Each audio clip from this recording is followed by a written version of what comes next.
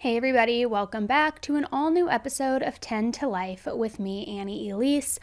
I hope you guys are having a great day. Thank you so much for popping by and for listening to today's episode.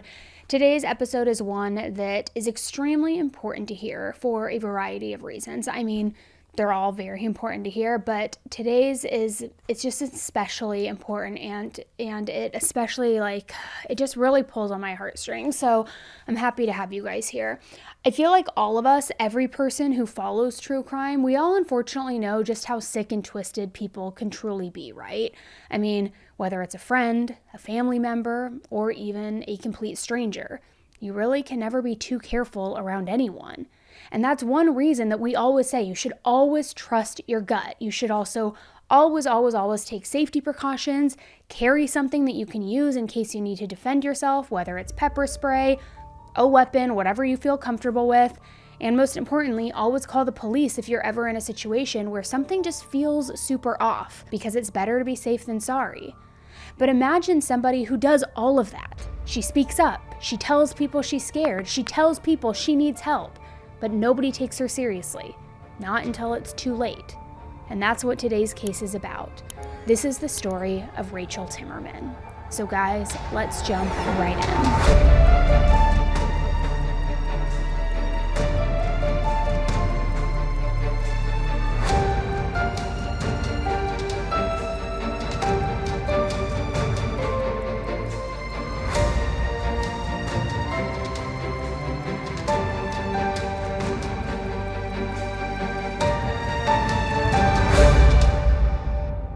Thank you to HomeAglow for sponsoring today's episode.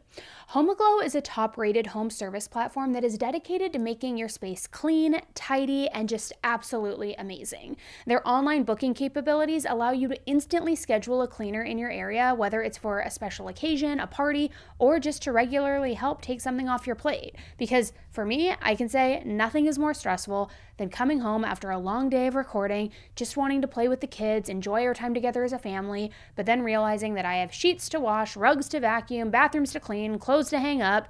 So HomeAglow has helped me give back more quality time with my kids and enjoy a nice clean space with them. Now, to schedule a cleaning, it is so easy. You simply go to HomeAglow's website to choose the day or time that you're looking for and the duration of your cleaning, and you'll see all the available cleaners. Schedule something as quickly as this week or get something on the calendar for next month and then check it off your to-do list early.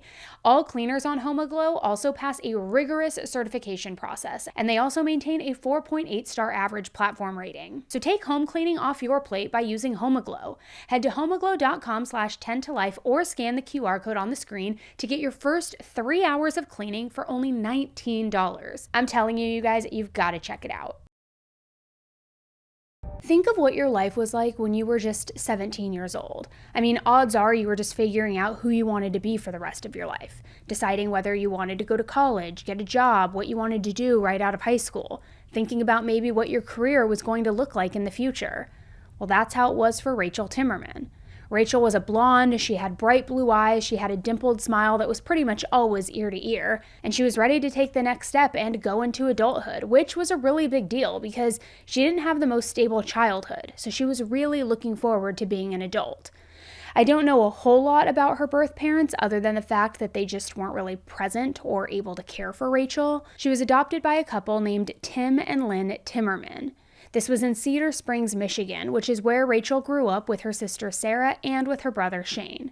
Now, Cedar Springs is a quiet, laid-back country town. It only had a little over 3,500 people in it, and every year people come from near and far to celebrate their Red Flannel Festival, which, yes, a red flannel. I don't know how much more stereotypical country it could get than that, than wearing your red flannel and all celebrating. I dig it. I'm into it.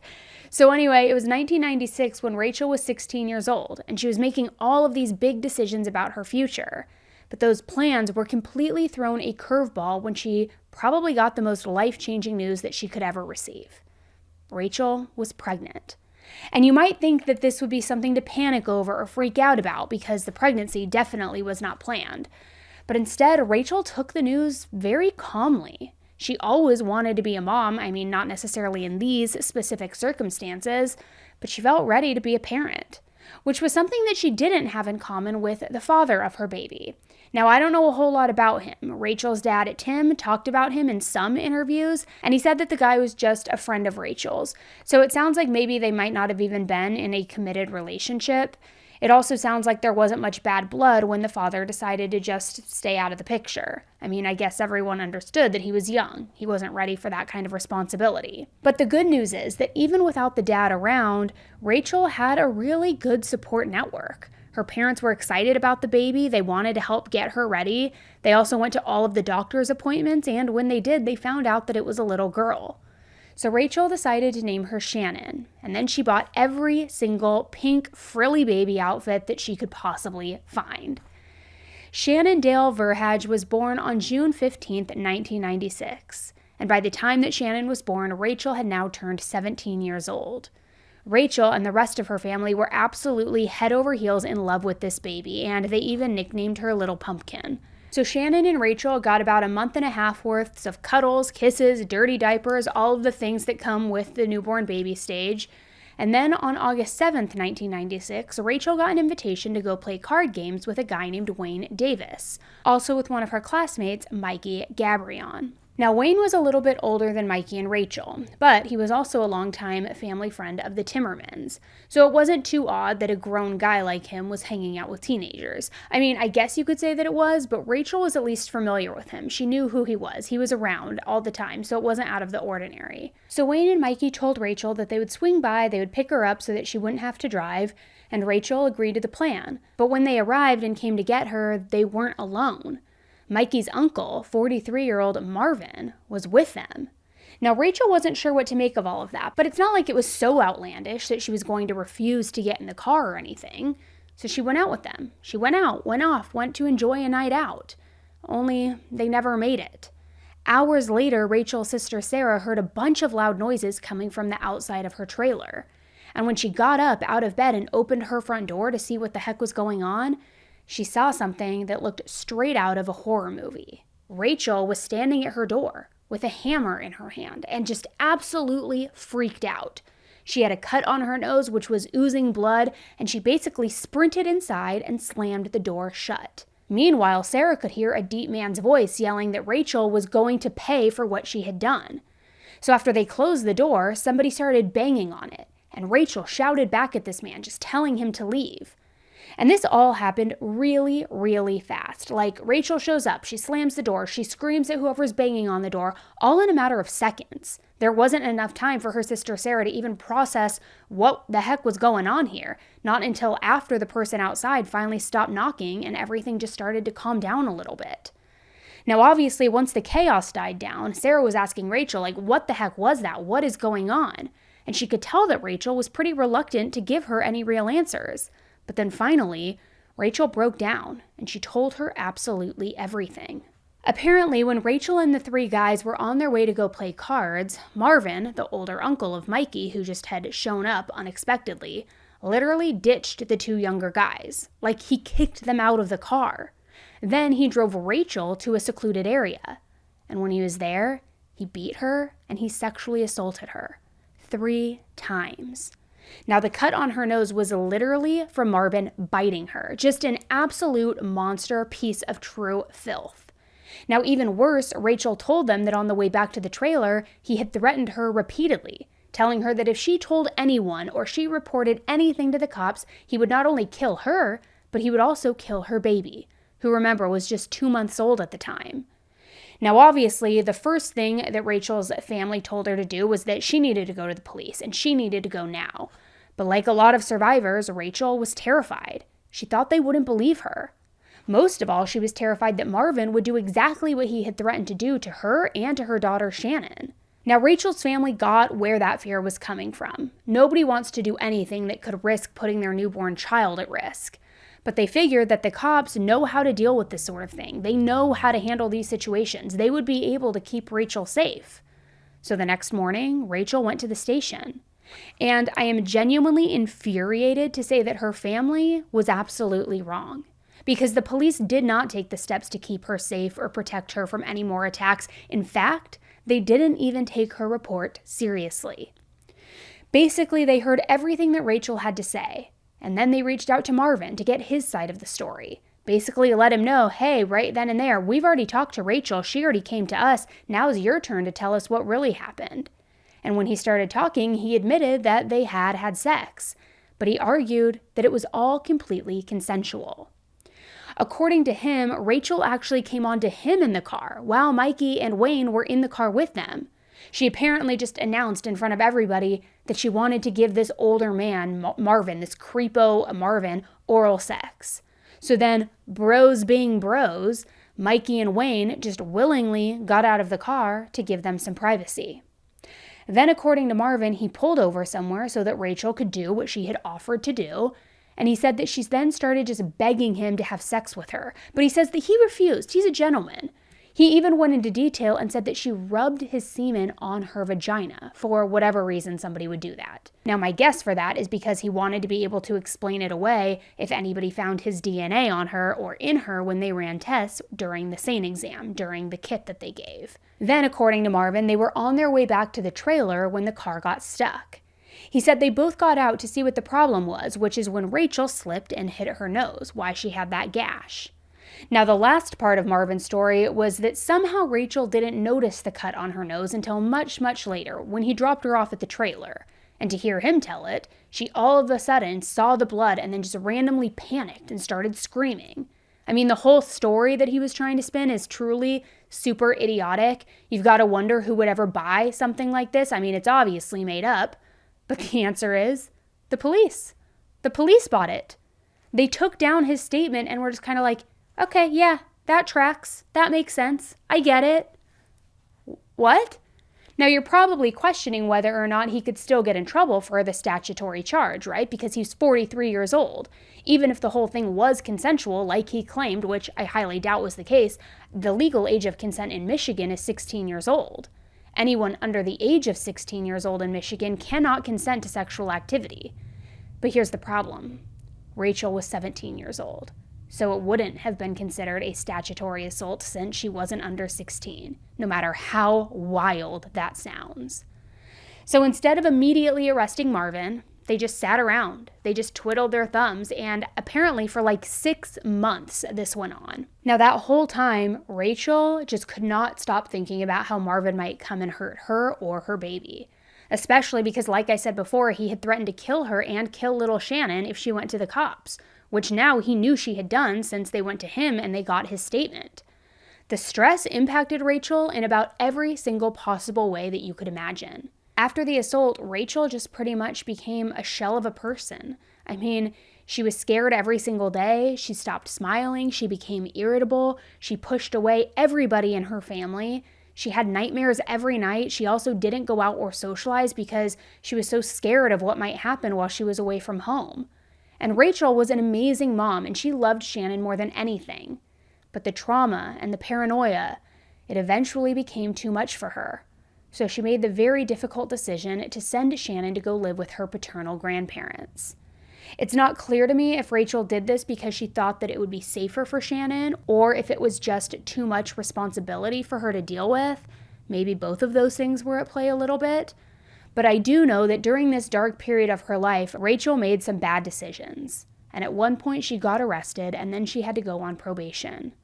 During her probation, she got arrested again for drug use. And this time she had to go to jail for it.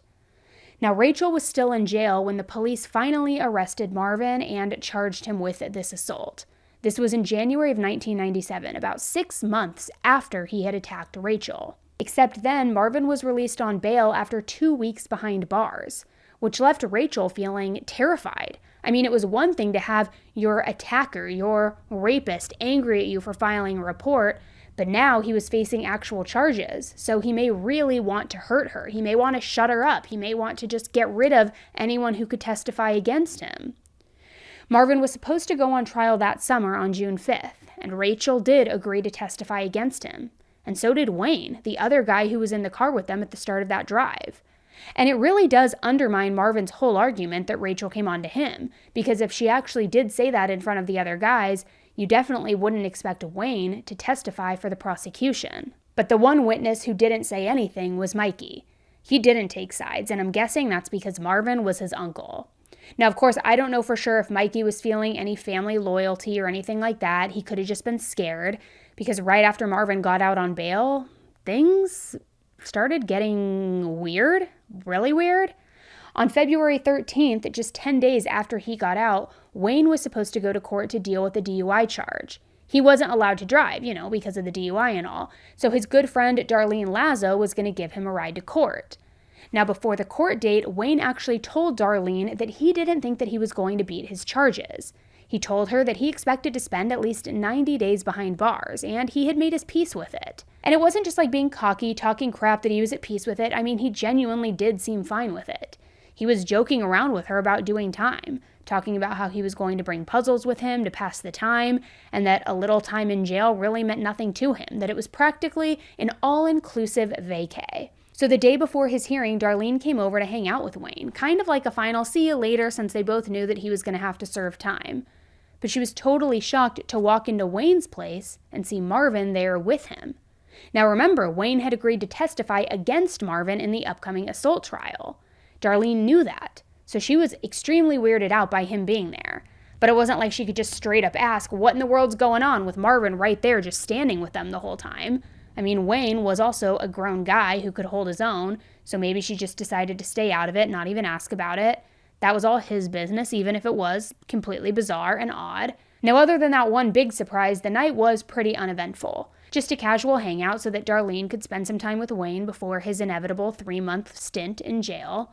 Darlene went home, leaving him and Marvin to hang out, and then she came back the next morning to pick Wayne up. She knocked on the door, though, and nobody answered. So she knocked again. Nothing. She tried his cell phone, but each call went to voicemail. Now, at first, Darlene was annoyed. She was basically like, look, if you're gonna miss your court date, that is not my problem, but figure it out. Get it together, guy. But even after she left, I think she did start feeling a little guilty because she went back to Wayne's house multiple times, going through the whole routine over and over again, knocking, ringing the bell, calling him, giving up, leaving. But then eventually, after a few times, she just gave up altogether. I mean, it seemed like at first Wayne was basically just ghosting her. Maybe he had changed his mind about the court date. Maybe he was blowing it off. Maybe he was annoyed at her for trying so hard to get him to go, like any good friend would actually do. So literally 2 whole days went by before Darlene decided that she was done with his silent treatment crap. She drove back to Wayne's house, and this time she promised herself that she wasn't leaving until Wayne got over himself, just came outside and talked to her. I mean, they were good friends after all. Well, this time when Darlene got to Wayne's place, she could tell that something was off.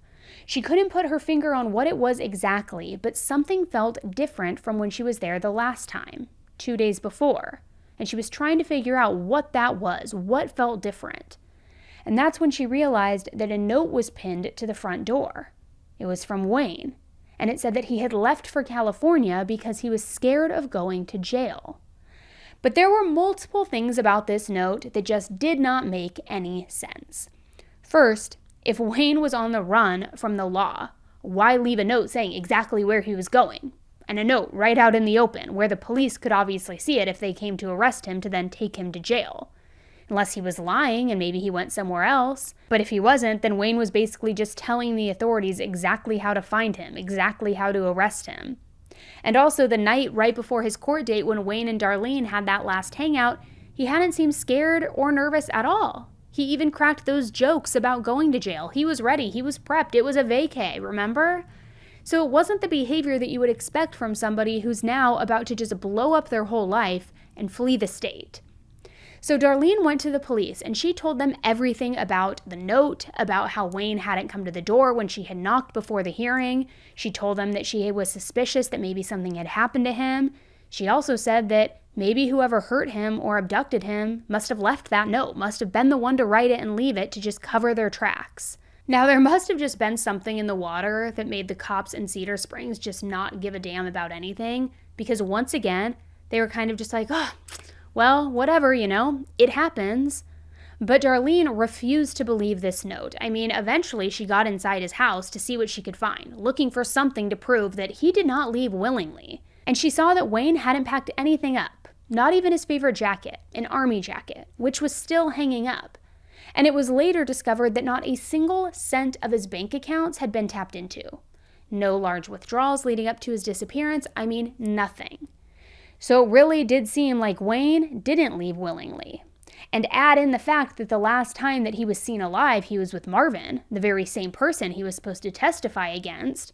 I mean, it's not painting a good picture, right? He was supposed to be testifying in a trial where Marvin had already threatened to kill another person if she went to the police. So, I mean, hello, it's not too hard to put two and two together, right? But apparently, between the note stating that he was fleeing and the fact that he never showed up for his court date, the investigators kind of just took it for what it was at face value. He fled the state. He wanted to avoid going to jail. Case closed. Now, surprisingly, Rachel wasn't as freaked out by all of this as you would think. After her drug-related arrest, she was released from prison on May 5th. And I do think that spending some time behind bars was actually really good for her because when she got out, she had a whole new outlook and perspective on things.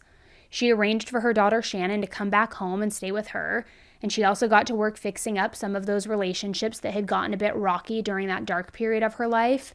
And it seemed at first like things were really taking a turn for the better. And Rachel was fully prepared to testify against Marvin and make sure that he was locked up for a very long time. She was a little scared to go to trial, but I had talked to her about it. I told her, it's okay, honey, I'll go with you, I'll help you, and we'll do it. But then, twice that month, Rachel bumped into Marvin out in public. Each time she was convinced that this wasn't a coincidence, it wasn't random. She thought that he was tracking her movements. And each time she saw Marvin out and about, Rachel turned around and she went straight to the police. And she told them that she was afraid that Marvin was going to kill her. She literally told the cops that the reason that she was coming in and reporting it was because she, quote, wanted to leave a trail in case he follows up on his threats. It's like this poor girl was leaving breadcrumbs to help them solve a crime that hadn't even happened yet. But Rachel just knew in her gut that Marvin was not finished with her. And the cops had made it super, super clear that they weren't going to do any more than the absolute bare minimum to help her. And there is almost nothing that I can think of that is more frustrating than Rachel basically holding up a sign that says, please help me, I'm terrified of this man, and everybody else just looking around, pretending they don't see it. It just seems like everybody ignored her, regardless of the signs that were there. I mean, there were clear signs of PTSD and fear when she was detaching from everybody, when she started dabbling in drugs, when she got rid of her daughter, till she was finally locked away to where she could start to think clearly again. I mean, they just ignored all of this. And basically, nobody was going to help Rachel unless she helped herself. So she focused on how she just had to make it to court, say what she had to say on the stand, and hope that Marvin would get locked up so that he could not hurt her or her daughter. And from the sound of things, Rachel felt good enough about how the trial would go that she was also starting to think about what life would be like after it. Because on June 3rd, 1997, Rachel woke up, she fixed her hair, she put on some makeup, and she told her parents that she was headed out on a date that night. Her parents were thrilled. I mean, she was young and she had been through so much, so it seemed like she was finally putting herself back out there. She was finally getting back to some normal version of herself. Her parents asked if she wanted them to watch Shannon while she was out, but Rachel said that it was no big deal. In fact, her date had actually told her to just bring Shannon along with her. And I know that that might sound a little bit weird, who brings their baby with them on a date, but Rachel's parents didn't think much of it. Plus, Rachel told them that she wasn't expecting to be out super late anyway. The date was only going to be for about 2 hours, so it was fine. So that night, she grabbed Shannon and she headed out the door. However, her father, Tim, started to worry when 2 hours went by and she didn't come back. So he sat by the door, waiting and waiting, until finally he couldn't stay up any longer and he fell asleep. Then by the next morning on June 4th, Tim woke up to something very odd. A letter had been dropped off at the house, and it was addressed to both of Rachel's parents in Rachel's handwriting, and it had even been signed by her. It said that she was going on vacation with Shannon and that they shouldn't worry about them. Now, obviously, they were like, what do you mean? I mean, Shannon was just 11 months old. How are you going to leave on vacation, but you're not leaving with a diaper bag packed? You're not leaving with all of the clothing. You're not packing anything. You're just walking out? It doesn't make sense. It absolutely does not make sense. Not to mention, Rachel had also just started a new job at a fast food restaurant, and she was scheduled to work that week, which might not sound like a big deal, but it was to Rachel. I mean, it wasn't something to brag about having the fast food job, but she had a job. And I know that she seen that as being the first step in being able to be more self-sufficient. Not to mention, though, Marvin's hearing was supposed to be in 2 days, 2 days away on the 6th. None of it made any sense whatsoever. Rachel had been doing so well, and she had been finally picking up the broken pieces of what had become of her life. And even though Rachel's family knew that this was super suspicious, they didn't want to go to the police because they had already seen the detectives brush Rachel off twice. They knew that it would be super easy for the investigators to be like, well, she left a note. She said she was on vacation. There's nothing to worry about here, nothing to see. And since there wasn't any hard evidence that they could point to prove that something had happened to Rachel, they decided to just not report anything. Now, I do get how it can sound like Rachel's family was dropping the ball here. But in their defense, they also weren't 100% certain that she really wasn't on some spontaneous vacation. I mean, it would have been a weird move on her part, for sure, but she had been acting like a different person ever since the assault. Nobody really knew what normal was for her anymore. Add in the fact that she left on her own. I mean, nobody kidnapped her from the house or anything. So they just decided that Rachel was an adult who made her own decisions, and she was making her own decisions now. So June 5th came, and Rachel's whole family went to Marvin's hearing, hoping that Rachel would show up, hoping that she would explain that this whole vacation thing was just a one-day thing to clear her head before the trial, that kind of thing. But when they got to the courthouse, Rachel wasn't there. Sure, she could have been running late, so her parents watched the clock, counting every single second that went by, and the whole time their hopes were just getting smaller and smaller. Rachel never showed up. And neither did that other witness, Wayne. He still hadn't been seen since the day that Darlene failed to get him to answer the door at his house. So with no Rachel and no Wayne, there was literally nobody there to testify against Marvin. The prosecutors had no choice but to drop all the charges against him. And Marvin walked out of that courtroom a free man. Rachel's parents were stunned, to say the least. I mean, it was no secret how scared she had been of Marvin, or how badly she wanted him to end up behind bars. So for her to drop the ball in such a big way, it was baffling. But still, her parents didn't come to the obvious conclusion that we're probably all thinking by now.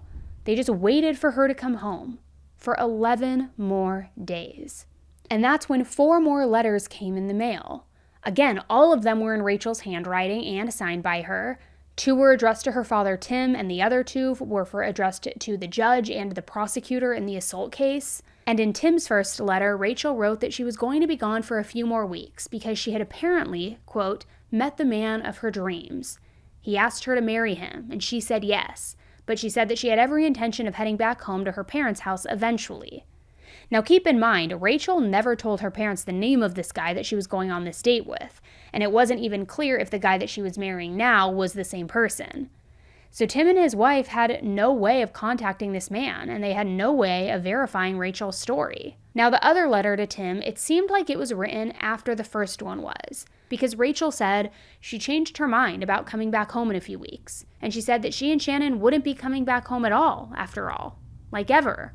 She added that they were living in Little Rock, Arkansas, and that this mystery man that she had fallen in love with that she was marrying was a man named Delbert. Now, as for the letters that she sent the judge and the prosecutors, they were a confession of sorts. They said that Marvin had never assaulted her, that she was the one who came on to him. It also said that she wanted to have penetrative sex, but that Marvin refused. Basically, the letter matched up very, very closely with the story that Marvin initially had told the cops.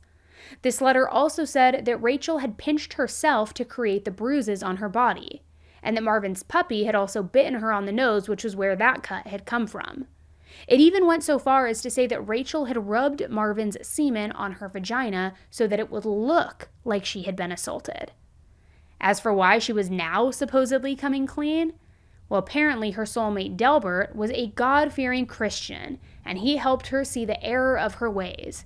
So the letter ended by saying, quote, she couldn't bear the thought of locking up an innocent man, end quote. Pause for a dramatic reaction. Like, come on. I mean, it sounded like it was something out of a soap opera, right? I don't care who you are. There is no way this sounds believable, right? Even the prosecutor was confused and did not believe a word of what he read. I didn't believe it. It didn't make sense to me. And I got angry because she was very serious about pressing these charges. But, and this is the part that is so frustrating, literally nobody was putting two and two together. I mean, the two people with the power to put Marvin away both disappeared under very suspicious circumstances. Rachel's letter to the prosecutor sounded like the exact thing that he would have told her to write. And instead of figuring out the very obvious solution to the mystery, everybody just seemed stuck in this "it doesn't make sense" mode. Nothing makes sense. This is so bizarre. I think Rachel's family was confused, but all in all, they took the letters at face value and kind of just let the whole thing be. I mean, after all, they recognized her handwriting. They saw that she had signed them herself. So there were no search parties, no missing persons posters hung all over town. Nobody was looking for Rachel or baby Shannon. And this went on for 2 more weeks until there was finally a huge break in the case. Or I guess not really a break, since there honestly wasn't any open case to begin with, but you get what I'm saying. Either way, on July 5th, 1997, a little over a month after Rachel had gone missing, a group of fishermen were out on a boat on Oxford Lake, and this lake is in the Manistee National Forest. And while they were out on that boat, they found a body floating in the water. It was clearly no accidental drowning victim either, because the body was badly decomposed. It was also wrapped in chains, it had cinder blocks attached to it, it had duct tape over the eyes and the mouth, and it didn't take an experienced detective to know that they were looking at a body that was clearly involved in a homicide, a brutal one at that. And the murderer really hadn't wanted this body to be found either, because they picked this spot specifically because it was so hard to get to. And there were all of these plants growing around the body too that made it hard for the police to pull it out of the water. They couldn't even get close to it in the boat. It made the police think that whoever this killer was, they didn't just take out their boat and dump this victim wherever. They knew this lake. They knew this lake really, really well, and they knew the exact right spot to dump a body. And really, it was just bad luck on the killer's part that this victim floated up and got discovered after they went to all of that effort. And I know what you're probably thinking, well, how was a body floating if it was weighed down, if it had cinder blocks? Well, to take a very complicated science lesson and simplify it as much as possible, when dead bodies decompose, the bacteria releases a lot of gas. And this person had literally become so buoyant that they rose to the surface even with those chains and blocks attached to it. Now, the body was decomposed enough that nobody was able to identify it until the autopsy. And that's when they learned that it was Rachel. And the cause of death? She had drowned to death. The person who killed her actually tossed her and the cinder blocks and all of those things into the water while she was still alive. Now, there was no sign of baby Shannon through all of this. She wasn't in the water or even in the woods nearby. She wasn't even a year old yet, so it's not like she just up and left on her own. I mean, no matter where she was, it definitely could not have been good. So now finally, the police decided to take a closer look at Marvin. You know, the guy who had been stalking and intimidating Rachel. The dude that she literally told the police, hey, he's gonna kill me. I'm trying to leave a paper trail in case I end up missing or dead. Well, in the time since he had gone to trial and Rachel had gone missing, Marvin had been accused of yet another assault. Which is so beyond infuriating, because if the police had taken Rachel's reports seriously at the beginning, maybe the second person would not have been attacked in this way. But now the police had cause to question him about these allegations, and they figured that while he was at the station, they'd ask him about Rachel's murder as well. Except when they showed up at his house with the arrest warrant, big shocker, he was nowhere to be seen. So the police asked for a search warrant instead, and when they got it, they found a whole bunch of cinder blocks in his backyard, and they looked identical to the ones that had been attached to Rachel's body. They also had traces of tar and paint on them, almost like Marvin maybe used the blocks for some kind of project before he decided that he didn't need them. But this was really key because the cinder blocks that were attached to Rachel's body, they also had tar and paint on them. In Marvin's house, the police found a set of keys that perfectly matched the padlock that was used to attach the chains to Rachel's body. All to say, the evidence, it was super compelling. The police were ready to bring Marvin in. They were ready to charge him. Well, just as soon as they could actually track him down. which luckily they were able to do thanks to a little help from a really unexpected place. Remember that there was another witness from the night of Rachel's assault. It was Marvin's nephew Mikey, who hadn't wanted to testify against him during the trial. Well, after Rachel's body was found and Shannon was declared a missing person, I think some sense, or maybe even some guilt, started to weigh onto him, because he decided that he was going to go to the police and give them all of the information that he had on his dear old gross-ass uncle. Mikey told the detectives that he knew of a campsite that his uncle went to pretty often, and he even offered to take the police there. I think that everybody was hoping that Marvin would be literally just camped out with little baby Shannon, that they could arrest him and this whole thing could move forward. But unfortunately, Marvin wasn't at the campsite. But it looked like he had been there pretty recently. His tent was still there, and his tent did have some gear inside of it. Inside his tent, the detectives found chains, duct tape, bolt cutters, which are all pretty sketchy in and of themselves, but they also found a woman's hair clip and the nipple from a baby's bottle. Now, since they still didn't know where Marvin was hiding out, the detectives interviewed some of his neighbors to see if maybe they had noticed anything suspicious or anything that was worth looking into. And they learned that Marvin had a handyman named John Weeks who often came by the house. So next, the authorities tried to track down this John Weeks guy, but he was also nowhere to be found. Luckily, they were able to get in contact with John's girlfriend, who told them that she hadn't seen or heard from John in 2 whole weeks. In other words, he went missing just a handful of days after Rachel and Shannon were last seen alive. But that wasn't all. During their interview, the police showed the girlfriend a picture of Marvin, and she said that she recognized the guy, but that the name she knew him by was not Marvin. John had apparently introduced her to Marvin as Lance. And ironically enough, Lance was the last person that she knew that John had been with. She also told the police that on more than one occasion, she caught John on the phone with a girl named Rachel. She thought that he was cheating on her, and they fought about Rachel a lot. Now, the problem was, each time she confronted him about the apparent affair, he told her that it was nothing and that Rachel was somebody who Marvin was interested.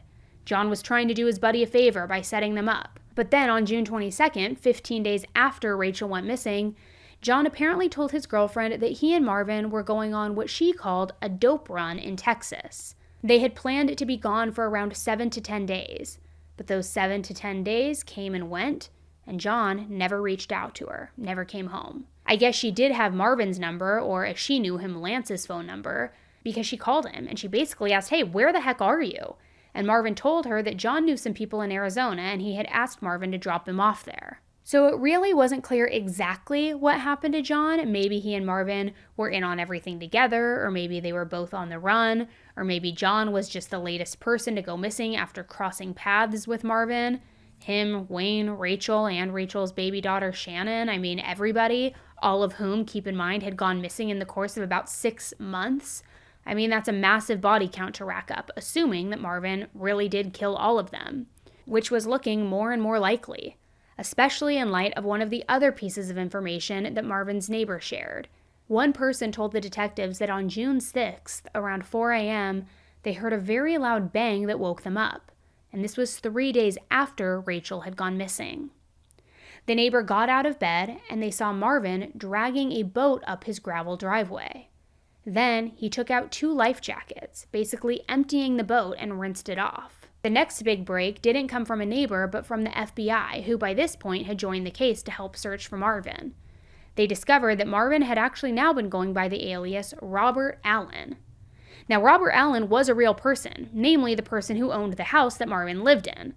So yeah, to clarify, Marvin was staying in Robert's house, and now also using his identity. Apparently, the real Robert was a mentally disabled man who ended up living on the streets, while Marvin just made himself at home in his home. And interestingly enough, Robert actually went missing the summer of 1995, and nobody has seen him since. So I have to ask, are you keeping count here? Because now that's five mysterious disappearances or deaths for people who were close to Marvin or encountered Marvin. That's either a serious string of bad luck, or Marvin was a serial killer. Now, if Marvin did kill Robert Allen, it was because he wanted to steal his identity, like I said before. Because in July of 1995, not long after the real Robert had last been seen, Marvin got an Indiana driver's license in Robert's name. He had all of Robert's personal information, including his social security number. The real Robert received social security checks every single month, all which Marvin was all too happy to keep on cashing after his disappearance. Which, remember, he was able to do, because now he had a bank account under Robert's name, which happened to be in Sherman, New York, and after he fled Michigan after Rachel's disappearance and the murder, he just kept on cashing those checks. In the same location as the bank, he apparently also opened 2 P.O. boxes there under Robert's name, and this is where these checks were all being mailed to. So as soon as the authorities figured this out, they went and they staked out the post office. They were just waiting for Marvin to show up, and sure enough, he did. This was months later, in October of 1997, and Marvin was finally found and he was arrested as he was leaving the post office in New York. Now, even though they knew that he was more than likely involved in Rachel and Shannon's disappearance, this wasn't what he was actually arrested for. Technically, the police got him on Social Security fraud, but now that they had him in custody, the police could work on building more of a case against him. This meant finally getting samples of Marvin's DNA too, because they had found pubic hair on Rachel's clothing. Unfortunately, when Marvin came into the jailhouse though, his head was completely shaved, like completely bald, both his head and his groin, almost like he knew what the police were looking for. And all this did was buy him some extra time, because we know hair grows back, and once Marvin had enough for the police to take a sample of, they did. Only to realize, though, that it did not match the hair on Rachel's clothing. It was a setback, but they still thought that maybe they could get him to confess. The problem was, every time the police brought Marvin into the interrogation room, he refused to talk. All he would say was that he was innocent, and he just kept on repeating that. The thing is, Marvin wasn't nearly so quiet when he was around other inmates. In fact, he openly bragged about how he had killed both Rachel and Shannon. He told one man that he murdered Rachel because he wanted to punish her for reporting him for the sexual assault. To another, he said that there was a body in Oxford Lake, which was where Rachel's body had been found. Then, based on some of the other comments he made, the second body was baby Shannon. Now, these are quotes straight from his mouth about why he killed Shannon. He, quote, didn't have anywhere else to put it, and didn't know what to do with it. Which, I cannot deal with the fact that he referred to an 11-month-old innocent baby as an it, like Shannon was an object. And the thought that he took this poor child's life because he couldn't be bothered to find a safe way to return her to the family, it does make me wonder when exactly he made the decision to kill Shannon too. Because remember, there were multiple letters in Rachel's handwriting, and the police assumed that he probably forced her to write all of them. Maybe he had forced her by threatening Shannon's life, making it a no-brainer for Rachel to comply. So did Marvin want to spare Shannon's life at one point? And was he really so callous that he just decided to kill her instead, though, because he didn't know what to do with her? Not that there's any other explanation that he could have given that would have ever been good or acceptable, but it does seem to me like something else might have happened there that he wasn't talking about. Either way, the confessions he gave to the other inmates were enough that in June of 1999, Marvin was indicted for Rachel's murder. His trial began the following March. The prosecution did an amazing job of really showing the jury just what type of person Marvin was before even going over any of the evidence. I mean, they brought in 58 different witnesses. These people didn't all have inside knowledge about Rachel and Shannon's disappearance either, but they had all had bad experiences with Marvin, and their testimony helped paint the picture of his real personality. Then, 2 separate people testified that their houses had been set on fire after they got into arguments with Marvin. A woman said that on one occasion, Marvin had pointed a rifle at her and her 2-year-old, threatening both of them. Then there was this man who said that he had an argument with Marvin at a party. He told Marvin to leave, but then Marvin shot a gun at the outside of his house before driving off. I mean, let's just say this. Marvin didn't come out of this testimony smelling like roses. However, when it came time for his defense team to make an argument, they had some good ones. First, they said that DNA on Rachel's clothing didn't match Marvin's. They also brought in an employee from the lock company that made that padlock that was found on Rachel's body. And remember, when the police searched Marvin's house, they found a key that matched that lock. But apparently it also matched literally hundreds of thousands of others. Because according to this employee, there were only about 40 variations on that lock and key combo. So pretty much anyone who bought that particular kind of padlock could accidentally end up with a key that matched the one from the murder. Literally hundreds of thousands, if not millions, of innocent people who had that exact same key. They also brought in a fingerprint specialist who said that he never found any of Marvin's fingerprints on any of the evidence from the crime scene. There was also no trace that he had ever touched those 4 letters that were in Rachel's handwriting and signed by her and then mailed. He also tested the duct tape that had been over Rachel's eyes and mouth, and the duct tape that was found at Marvin's campsite and in the trunk of his car, and on all of it, he only ever found 1 print, and it didn't match either Marvin or Rachel. So based on this, I don't know, guys. Obviously, Marvin was sketchy as heck, and we know, sorry, I was going to cuss there, and we know that he had a lot of motive to want to get rid of Rachel, but you have to follow the evidence, and who knows? Maybe the real killer was John, or somebody else. Which, maybe I would actually buy that if Marvin hadn't totally royally screwed up by taking the stand in his own defense, because he told a story on the stand that was completely different from what anyone had heard by that point. Up until then, his story had always been that he was innocent. He knew nothing about Rachel and Shannon's disappearance, blah, blah, blah. He knew nothing. He was no part of it. So I don't know why he thought that it was a good idea or a good time to do a complete 180 in his story, because every word that came out of his mouth made him sound so guilty. Marvin basically admitted that he was there when Rachel was killed and when her body was dumped, but he said he didn't have anything to do with it. Apparently, according to Marvin, the real killers were John the handyman and another guy named Eddie Start. Supposedly, Eddie was a friend of Rachel's, and Marvin said that he was the one who duct taped her eyes and her mouth and put the chains and blocks on her body. He said that Eddie had a cabin near the lake, which was where they took Rachel to then go kill her. As for Shannon, Marvin said that she was still alive. After Rachel's murder, he and Eddie drove to Philadelphia, and he placed her with an adoptive family. Now, none of this really made any sense, and it left the prosecution with more questions than answers. Like, what would the motive have been for John and Eddie to even kill Rachel to begin with? And why would Marvin just have coincidentally been there for this whole thing? Which the real answer is because it never happened. But I guess Marvin figured that he would just go down swinging no matter how ridiculous all of it sounded. And probably the sickest part of his testimony came when the prosecutor basically asked him if he had any guilt or any remorse for Rachel's death. Like the true narcissist that he is, not being able to take any accountability for his own actions, Marvin told the prosecutor that it was the prosecution's fault for forcing Rachel to testify against him. To testify against him in that assault trial, which because of that, it caused her to become a victim to a crime. That is what he said. He was basically saying that because they as law enforcement were simply allowing her to take the stand and stand up for herself and speak her truth, he was left with no choice but to kill her. And I genuinely cannot imagine being that messed up in the head to basically say that the assault and murder weren't my fault. It was law enforcement's fault. It was their fault for trying to get justice for the things that I willingly chose to do.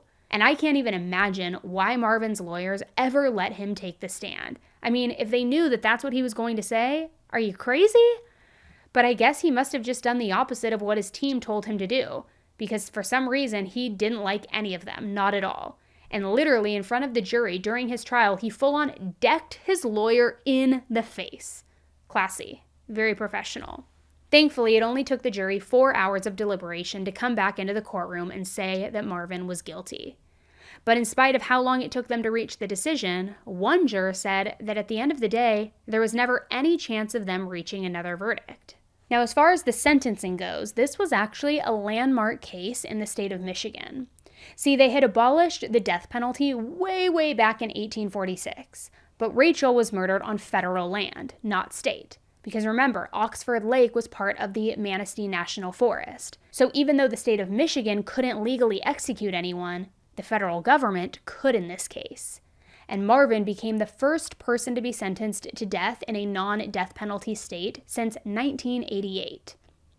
Now, Rachel's family was actually heartbroken by this decision because they did not believe Marvin's story about Shannon being adopted to another family. They didn't believe it for a single second.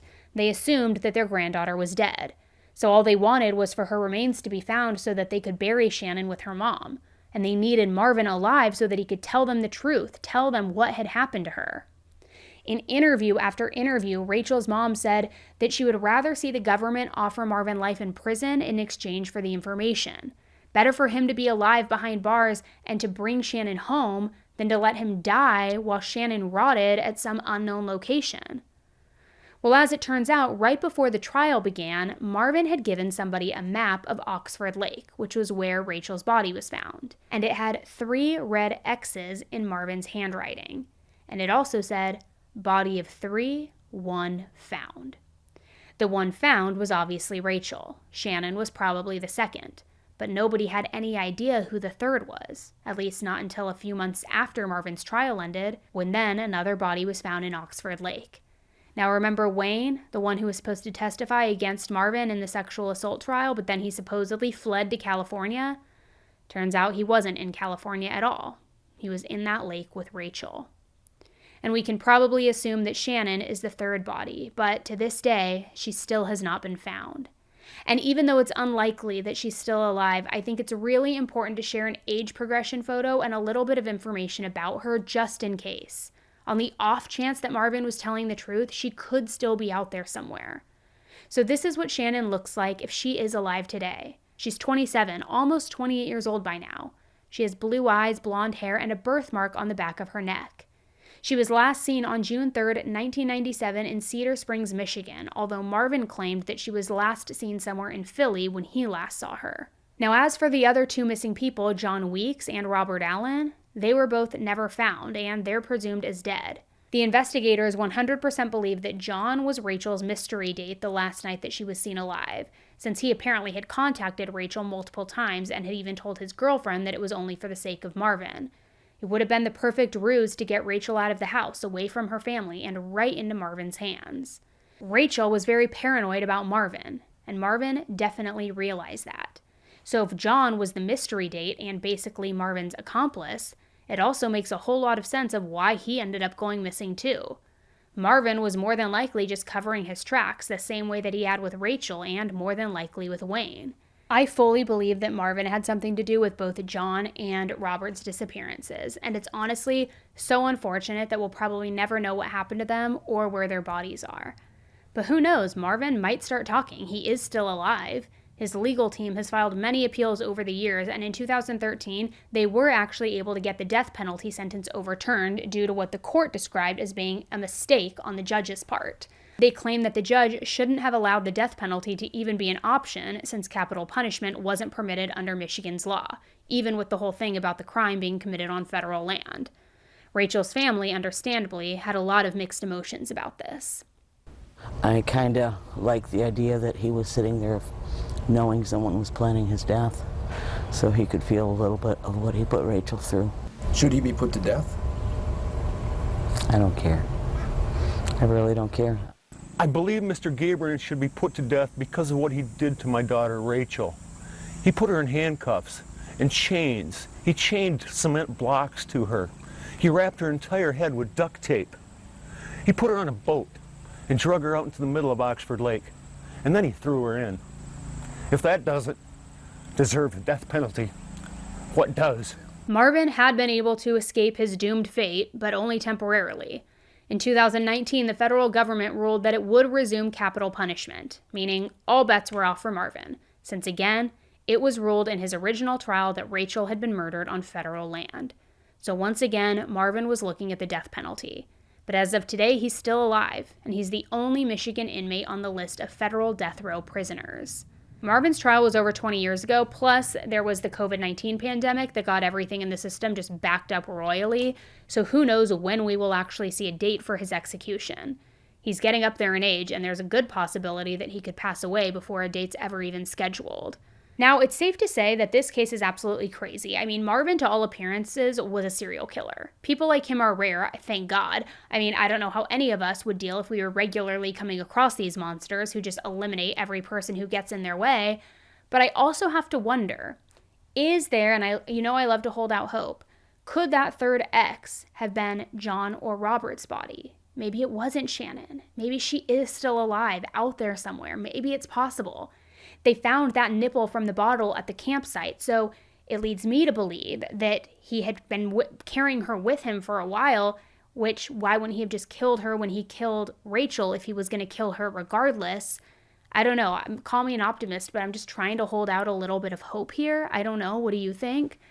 I mean, the saddest part of all of this to me is just how many people failed Rachel. She went to the police, she went to her family, she went to her friends. She told all of them that she was scared and that she needed help. And let's be honest, Marvin would not have been able to hurt her or get away with his reign of terror for nearly as long as he did if the people with the power to stop him hadn't let Rachel down so epically. She was failed by the system in every sense of the word.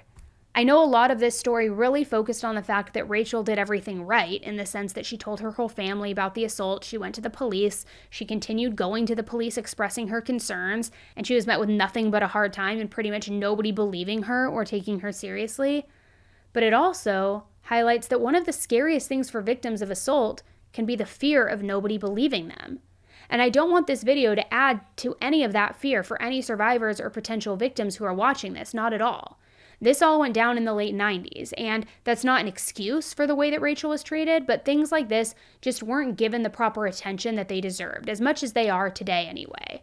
So please, please always report any type of assault, and please know that I will always believe in you and I will always hear you, and I hope that more people believe you if you speak out, because it is heartbreaking when people don't.